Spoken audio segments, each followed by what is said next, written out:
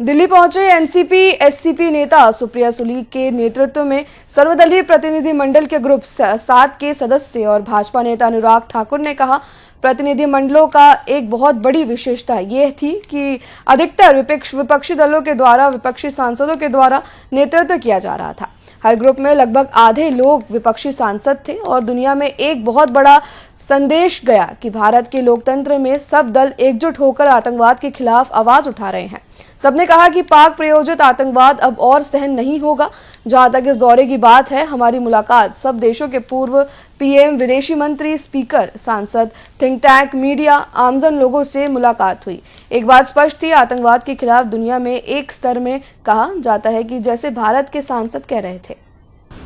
सबसे पहले तो मैं सभी राजनीतिक दलों का, सभी सांसदों का, जो सर्वदलीय संसदों का जो प्रतिनिधिमंडल दुनिया भर के अन्य देशों में गया और पाक प्रायोजित आतंकवाद का जो खामियाजा भारत को भुगतना पड़ता है, निर्दोष लोगों की जानें जाती हैं, पहलगांव अटैक किस तरह से मानवता पर हमला था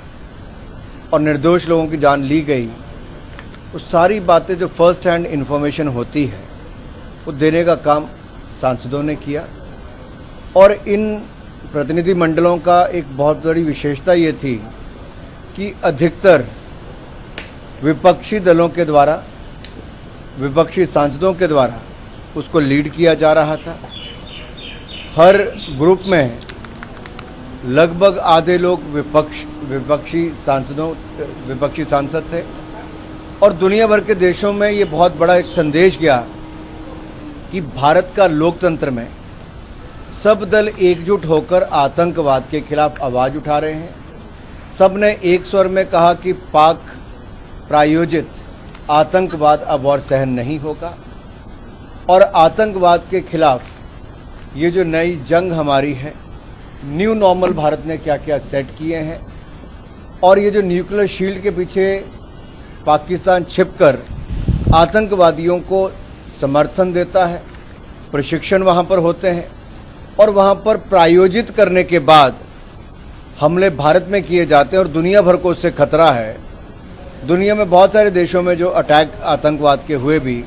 उसके कहीं ना कहीं तार पाकिस्तान के साथ जुड़े हुए थे। जहाँ तक इस दौरे की बात है, चाहे कतर हो, साउथ अफ्रीका हो, इजिप्ट हो या इथोपिया हो, इन देशों के पूर्व प्रधानमंत्री से लेके अभी के जो विदेश मंत्री हैं, अन्य